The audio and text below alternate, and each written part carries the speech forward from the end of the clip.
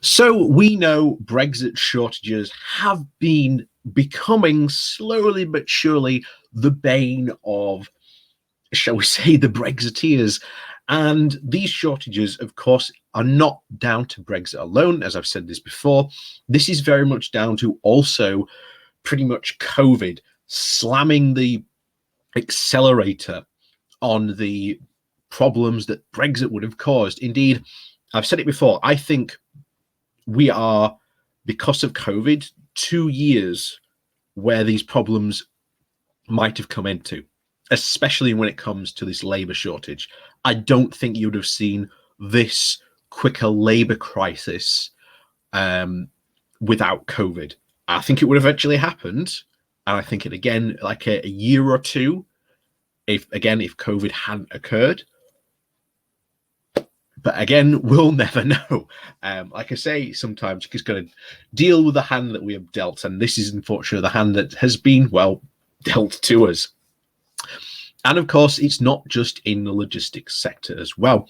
If you know anything about the NHS, how it works, the inner workings, or anyone who actually works at the NHS, they will all tell you a lot of the doctors and nurses that are there are from the EU.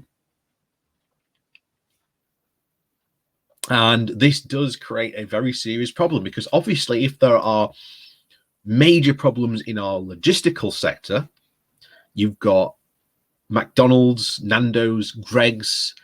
We've had other businesses, the construction industry, complaining about material shortages. What about the NHS? And will this cause more of a problem? Now, I'm reporting on this because this is the first time. This is the first time we are seeing such a potential shortage occur within the NHS. So we'll dive into this article and find out more about this. But before we do jump into that, please do remember to hit that like, share, and subscribe button down below. And of course, there are links to my Patreon page and a one-off donation link called Buy Me Coffee, where you can, well, buy me coffee. And as always, thank you very much to all the people who do support the channel that way.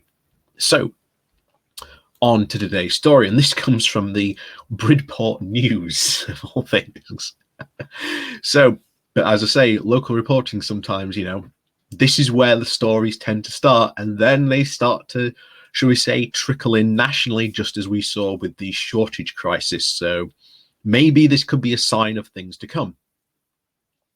So the title is, Doctor Says that Brexit has made overseas GPs feel unwelcome, leading to a numbers crisis.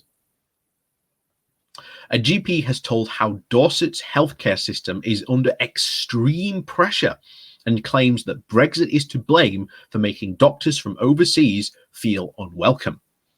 As previously reported, a GP shortage, the pandemic, and a backlog of treatment waiting lists has left surgeries across Dorset feeling the strain. Wildmouth GP Dr. John Orwell, who had recently retired, says that in the past year was the busiest and most stressful time of his 35-year career as a doctor. He said that it was down to various reasons, including the UK's decision to leave the European Union, which he said has made overseas GPs feeling unwelcome. It comes as figures reveal that the average number of GP patients at practices in Dorset is starting to rise.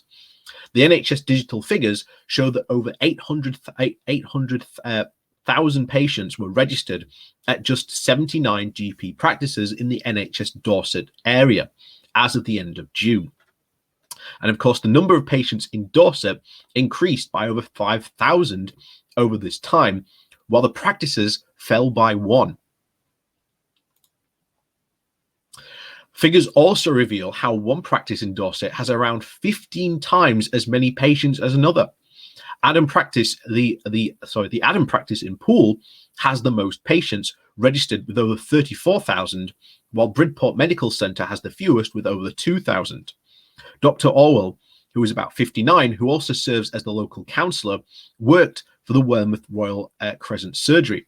He explained the reasons behind the pressures on the health service. He describes it as a perfect storm. We've heard this described in this process before of COVID and Brexit, perfect storm. He said, there is a lack of trust by the government in the public sector, like teachers, police, or doctors, leading to intrusive inspections and monitoring. This demoralizes the previously highly motivated professionals. A crisis in the number of doctors has been brewing since 2015. Also, pension changes have made all the doctors just give up. Too few GPs are now being trained, with over 5,000 were promised at the election, but none were delivered. In the past, overseas trained doctors had bailed out the deficit. Now Brexit has made doctors from overseas feel unwelcome, and also add the COVID-19 and the restrictions on the usual work. It's the final straw for many of them. The GPs have been working on the vaccine rollout, so busy phone lines are caused by the reception teams ringing thousands of patients to get them processed. Dr. Orlo said that the positive aspect to come out of this is that the pandemic is that patients are now ordering repeat prescriptions online through using e-consult, which has alleviated some of the pressure. Dr. Orlo added, I reached retirement age of this year, and I have to say that the last year has been the busiest, most stressful time in my 35 years as a doctor. The NHS was underfunded and understaffed before COVID. Now it is in need of a transformation with more staff, beds, and investment. The British Medical Association said the rapid expansion of the GP workforce across England is needed. Richmond Vauntry, the chairman of the British Medical Association GP committee, said that numbers of GPs have been falling while the demand rises, leaving us with a very severe shortage. With growing and an aging population, only a medical workforce expansion will give us hope that we can offer good quality of care to everyone in the future.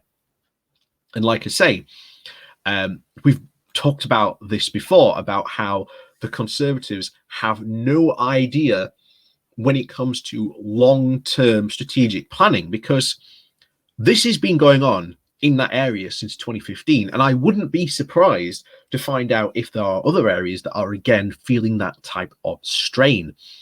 And if you were a government and you were long-term thinking, thinking ahead for planning for the future, then you'd be wanting to invest in the NHS, build up the medical workforce, because again, it's not just doctors and nurses that are needed.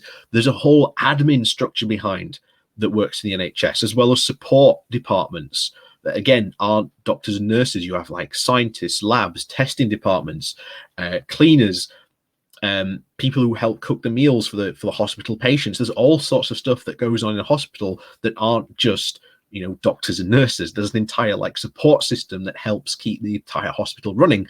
That needs funding as well. But as you can see, the Conservatives have no interest in that. And we will be seeing in the future, because we know full well there is a 7% budget cut coming in the next budget. It will be very interesting to see how this continues. And shall we say, these rural areas, which again, people where the Conservatives are most likely to be, when they start to feel the pinch of these GP shortages, how are they going to react? Because they're the ones who have been underfunding the NHS for years, as well as being critically understaffed. And COVID has almost broken the NHS, and we now having severe backlogs because of this. The only way you can help solve that is, again, get more GPs in, get more nurses in, expand the workforce, and actually build more hospitals, not the fake ones that they're building. Because again, they recently came out and said, oh, look at this new cancer care unit that we built, which was, again, they disguised as a new hospital. Again, it's not new. And we were promised, again, at the election by Boris, of at least over 5,000 new doctors. That hasn't materialized. And as was said there, doctors from overseas have been critical to filling up and shoring up that deficit. And of course, where did they most likely to come from? They were more likely to come from Europe.